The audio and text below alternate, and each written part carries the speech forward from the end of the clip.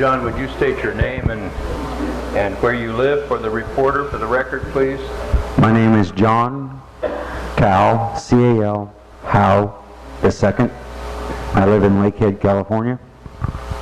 John, how long have you been in the trucking business? Well, at the account when I was a child, ever since I was born. Well, and how old are you? Me, I'm 44. 44 years. What truck did you, and you're not operating a truck right now? No, I'm not. I'm completely out of business. You're out of business. What truck were you operating when you were put out of business by CARB? I was operating... Wait a minute. You were put out of business by CARB's regulation. Yes, I was. And what kind of truck were you operating? A 1962 Kenworth logging truck. With what engine in it? A 335 Cummins. What year? 1962. What was the engine year? 1962. Okay. I thought you had put a 2010 engine in. No, I had it redone in 2010. Okay, okay. And that truck had run how many miles? Probably 7 to 10 million miles. It's hard to say. And when did you a million miles. And when did you first get it? I got it first in 2003. And who had it before you got it? My grandfather. Who bought the truck originally? My grandfather. Okay. And what condition was your truck in? Like brand new. Okay. I mean, that's hard to explain without seeing the photographs that I showed you. But you kept your truck, and everybody knew you kept your truck in good condition. Yes. And what kind of work did you do with your truck? I did logging. Okay. Now tell us, please, tell us your experience with CARB and what led to your going out of business. Well, like everybody else, we'd all heard the rumors in Northern California in the logging industry, and we just kind of shrugged our shoulders and didn't think that they would be able to hurt us in it, because we're just a bunch of podunks up there, and we just didn't think it was going to reach us. Then we were informed that I had to get a grant to buy a newer truck. Well, we checked into the grant, and they said they'd give us $60,000 towards our truck, towards a newer compliant vehicle. And as I stated before, they didn't want to carry the other $84,000 worth of loan for us to be able to buy a newer truck. So we decided we were going to just run until they, whenever. And then they come out with a regulation that stated that you had to have a CARB compliant certificate or an exemption certificate to provide the logger or the brokers or anybody you were working for, you were subcontracting to. Which I couldn't get my trucks registered. On the official website for CARB, they want you to put your VIN number on there to register your vehicle. Well, every time I punched the VIN number in, it was 6 digits, and they tell me that it was invalid. I've done it several times. I called CARB. They said the truck didn't exist.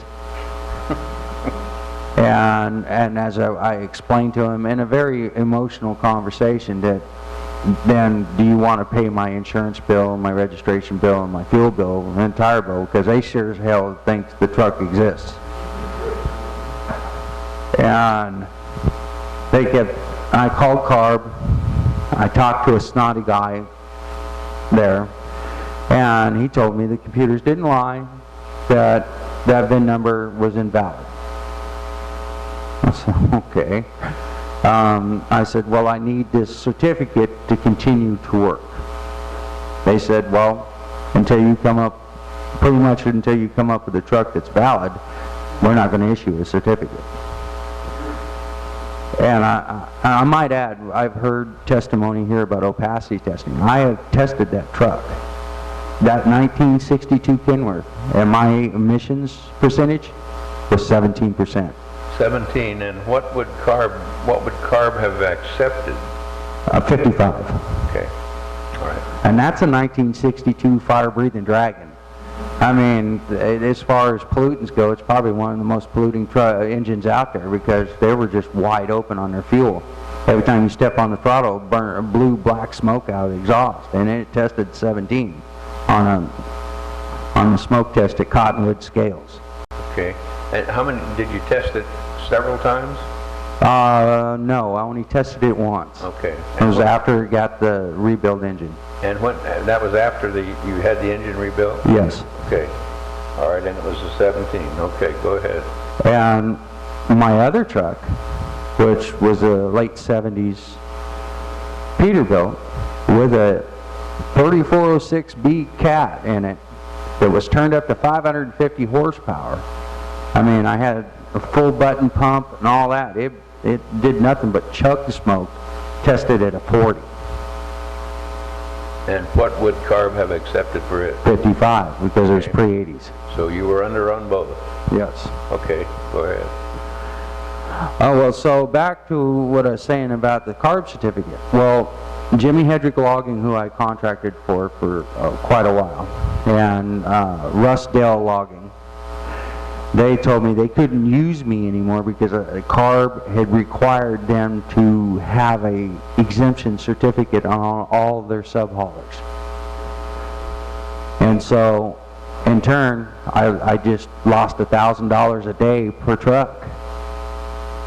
Right there, and year-round work most of the time. And the $1,000 a day you're talking about would have been the fine that would have been imposed? No, that was my revenue, $1,000 Oh, a day per truck. Okay, all right. And what would your fine have been if you had, if you'd been able to drive the truck and get your loads? Well, if they had allowed me to work, not saying that I'd ever paid the fine, but they said that they would probably, I believe it's $3,000 to $4,000 a time that you get stopped. And it was always a blank to blank. It was never an absolute fine, was it? No, no.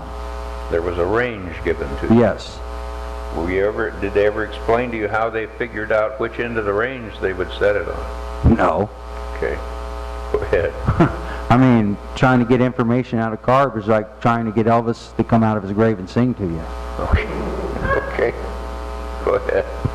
And so, you know, each one of my trucks, mind you, in a good full year of logging would make $250,000 a piece, gross revenue. You know, not saying that's what we'd end up with, but that's just gross revenue to the tax board. Well, as a matter of fact, as I asked you before, most of that money went back into the community in the form of taxes and groceries and all other kinds of things, right? Well, let's put it this way. I paid $2,000 a year for registration per truck. I paid BIT, California Highway Patrol, BIT, $700 a year for that. My road taxes were over $1,500 a year. Not to mention that the fuel tax from the California Board of Equalization for your IFTA, because I also went interstate, is roughly, I don't know, $6,000 to $7,000 a year, because it's depending on the mileage you run in the state of California and how many gallons you buy. And well, my Les Schwab bill was at least $13,000, $14,000 a year, because two trucks, they're 18 wheels apiece. So when you buy new tires, they're about $6,000 to $10,000 right there, right off the get-go. My fuel bill, which I had to pay an extra tax on at the pump, which we ran about $4,000 to $5,000 a month. Okay. So the community virtually lost $500,000 a year. Just about, yeah. Okay.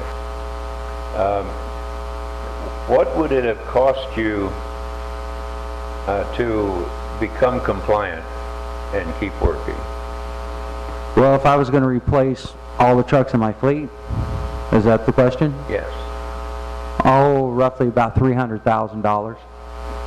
And if you had replaced one so that you could just keep going on half work, it would have been $150,000. Yes.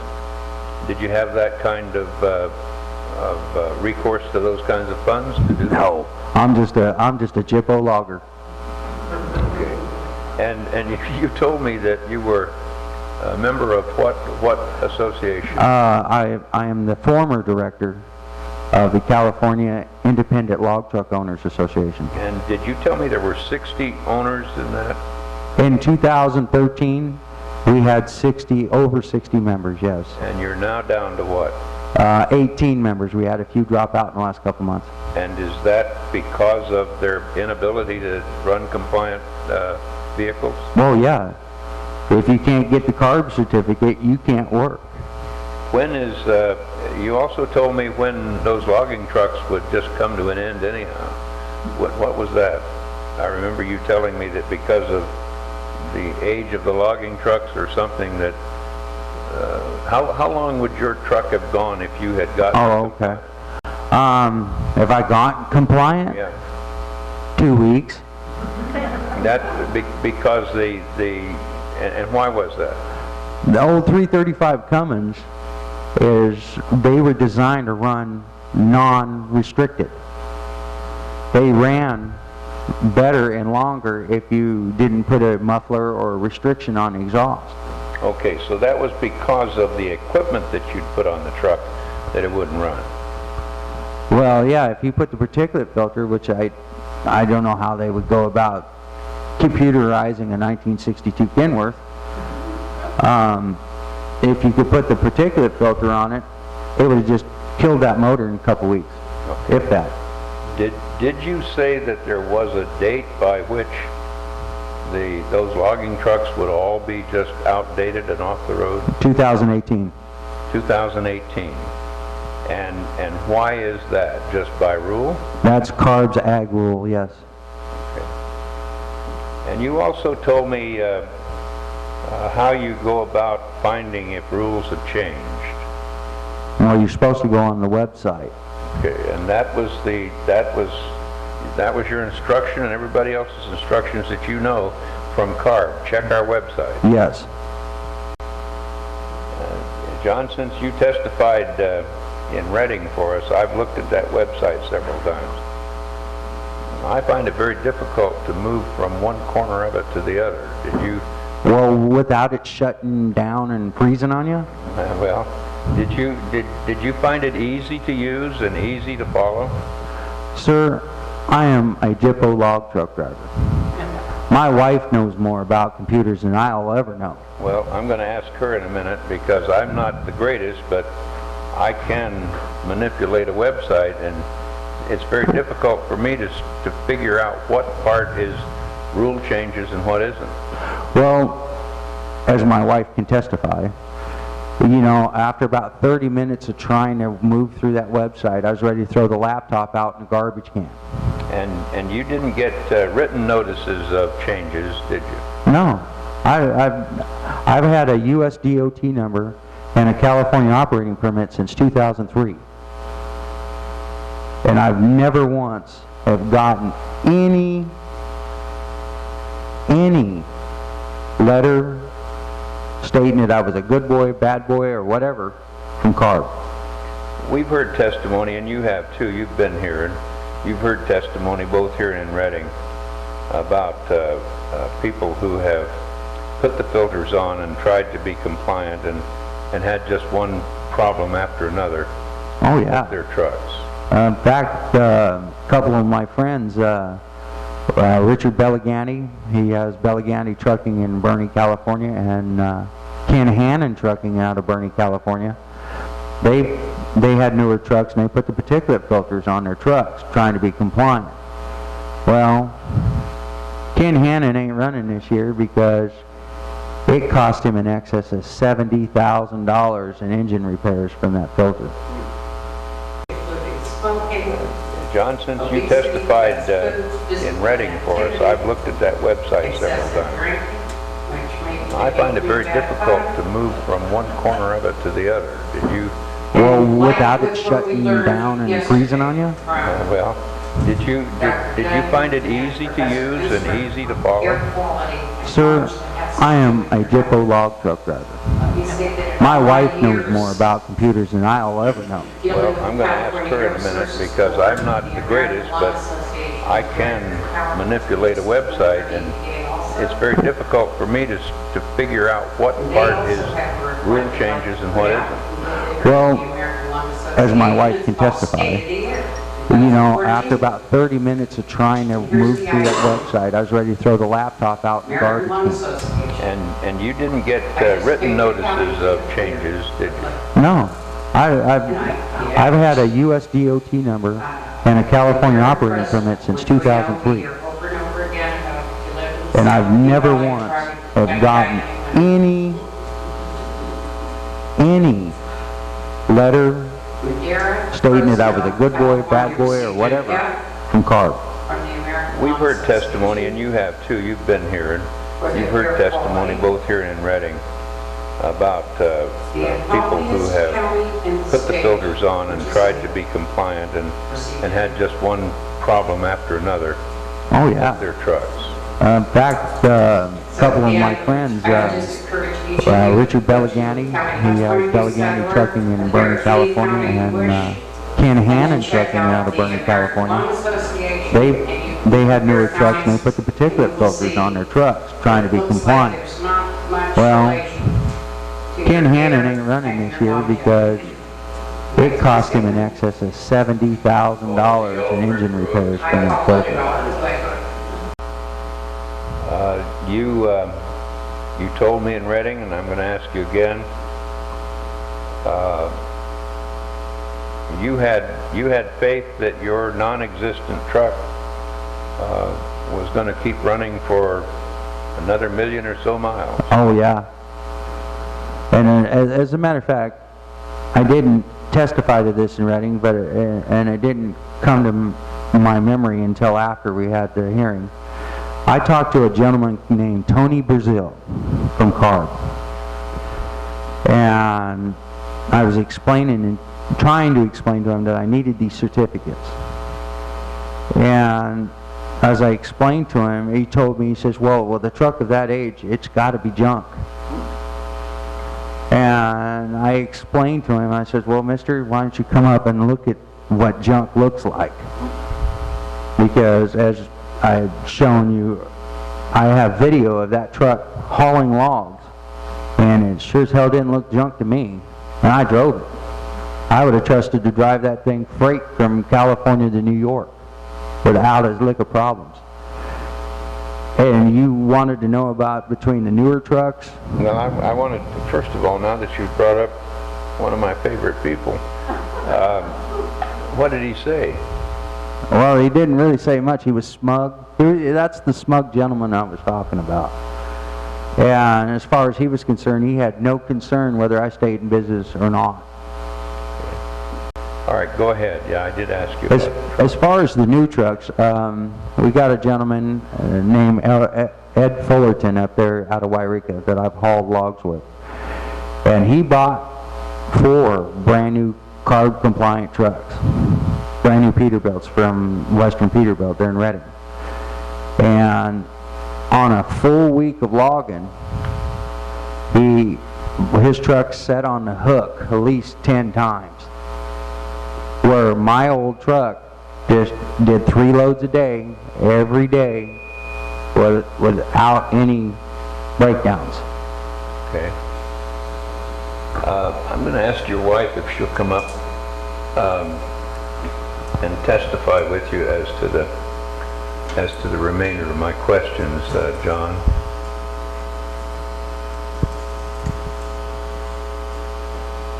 You worked how many days a week when you were driving? 5, sometimes 6. And I gathered from your testimony in Reading that this was really part of your life, the trucking business and the truck. I'm a 3rd generation log hauler. Would you state your name, please, and where you live for the record? I'm Candida Hansel. It's Candida Hansell. and we live in Lakehead, California. All right, John, I'm going to ask you first. What happened when you realized you just couldn't drive the trucks anymore? Well, the first thing we did, well, the first two things I did was one, we paid off or tried to pay off all the outstanding debt we had with what money we had left in the bank. And the second thing I did was contact Red and tell him I couldn't run the trucks no more because he was my dispatcher for RLD. And then what? And What then happened to you? everything went downhill. We lost our home, lost 2 vehicles, And tell me how you lost your home. couldn't pay the note. But was it foreclosed on? No, we returned it in good faith to keep it off our credit. And at the time that we talked in Reading, where were you living? At that time, we were in Red Bluff, California. And where are you living now? Lakehead, California. All right. And as of a day or two ago, what news did you get about that? Well, we went from our home to a converted bus that we bought.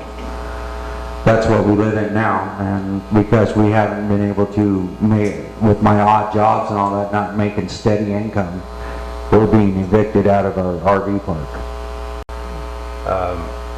What happened with you and your job when all this started coming down on you?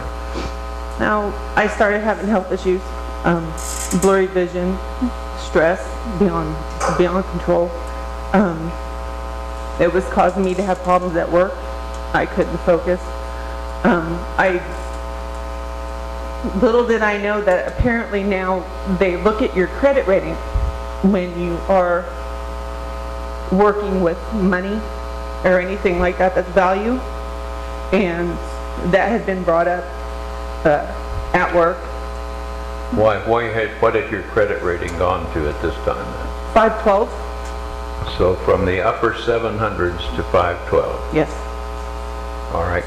What happened then with the store and with your job? It just, our stress level at home just became unbearable. Would you tell the board about that, please? Sorry. We started bickering at each other.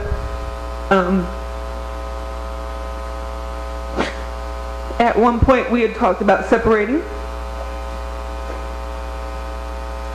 Now, did you notice John going through a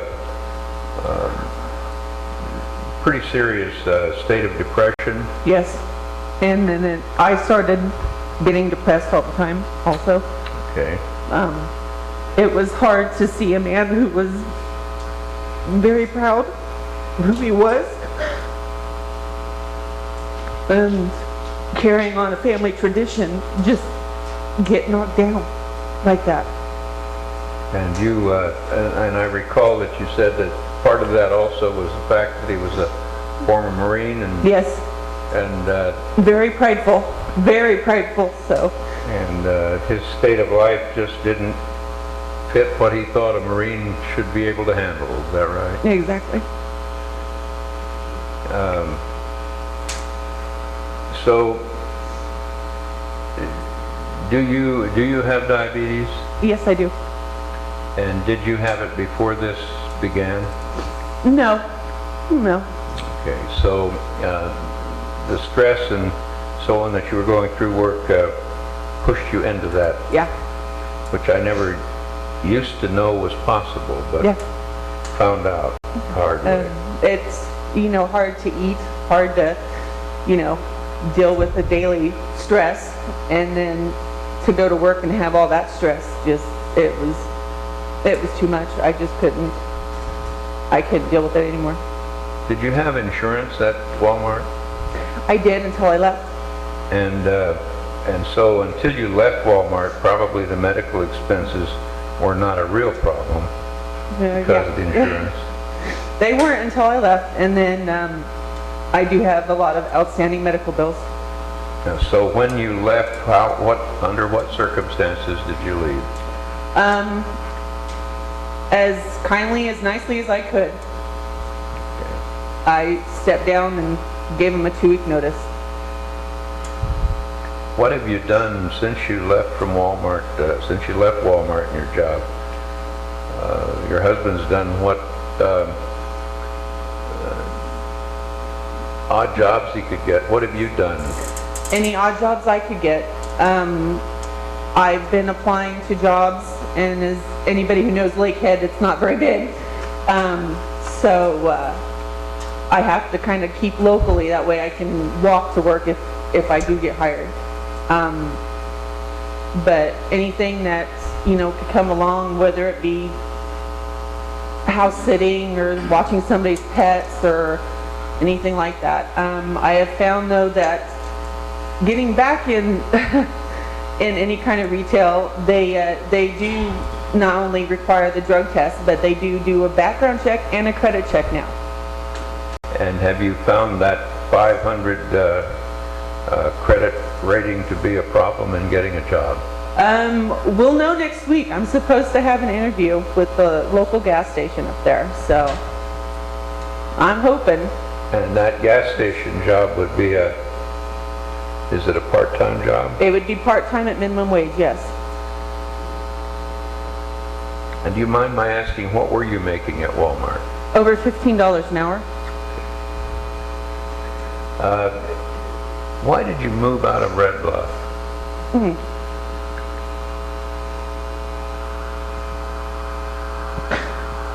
Anytime we would go into town, you automatically had people come up to you and start asking questions after questions of what happened, you know? And then it caused a rift with me and my family because I had borrowed money with my dad. And not being able to pay that back has harmed our relationship. So anytime we went into Walmart or any of the places that we would go to, I would have friends that would come in and say, hey, this person is saying this about you guys. Is it true? So it just, we had to leave. We couldn't stay there anymore. All right. Did you ever consider, you and your husband ever consider bankruptcy? Yes, I applied for bankruptcy, and just to get, hopefully with the collecting calls and stuff like that coming in daily, every day. Seemed like the only day they didn't do it was Sunday, and as soon as Monday morning would roll around, your first phone call of the day was if somebody want money. So we went and looked into bankruptcy, which, you know, isn't the greatest thing in the world, anybody who's been through it. But we were unaware of the monthly fees to the court and all that extra stuff that you need. And so I couldn't make the payments, so it just kind of fell out. So the system wasn't going to help you that way, was it? No. Are you now receiving any kind of assistance? I collect food stamps. That's what I get. And that's foreign to you and your husband too, isn't it? Yeah. Yes, it is. What are your prospects? Either one of you answer that. What are your prospects at this point? Well, I was offered a job in Arizona as a road mechanic for one of the mining companies. And it's still up in the air whether I can accept that job or not, because we just don't have the funds to move. Tell me what happened with your trucks. What happened to them? Were you able to sell them for anything? I sold one, and it was the one that that had been in your family, that your grandfather and father had owned. yeah, it will be an exhibit at the Brooks Trucking Museum Really? And where's that? in Brookings, Oregon. Okay. Brookings, Oregon. Okay. And what's your prospect for having to move now at this point? My prospect? Well, I mean, when did you say that you have to move from this spot? Monday. Well, he's told me I have to figure it out by Monday. And mind you, I've been doing odd jobs around the park trying to take a little bit off our rent, but it's just, you know. And I want to be sure that I understand, your trucks both met the percentage of emissions that would satisfy CARB's rule. All 4 of them did. All 4 trucks. Any questions from members of the board?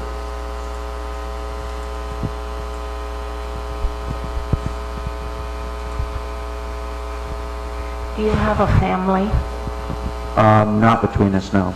Not between you, okay, so you don't have children living at home? No. Okay. I do know this man's family. I've known 3 generations of his family, and I can tell you they were a prideful family. They worked hard. They worked long hours. And I truly believe John followed in those footsteps. Any questions from the board? I want to thank you both for coming down here and for going through what is very traumatic testimony, even not to count the trauma of what you've gone through, to show what can happen when a regulation becomes all that's important to an agency of the state, paid for by all those taxes that you paid all those years. May I add something? Yes. To give the board and the audience an idea. The truck that I gave up, I hauled my first load of logs in when I was 10 years old, out of the woods, with my dad in the passenger seat. Well, all I can say to you is that you've got to hang in there, and often wrongs are made right. And if we can all hang in there, maybe it will be. But thank you very much for coming and testifying, giving the facts to the board. Thank you. both. Thank you both so much.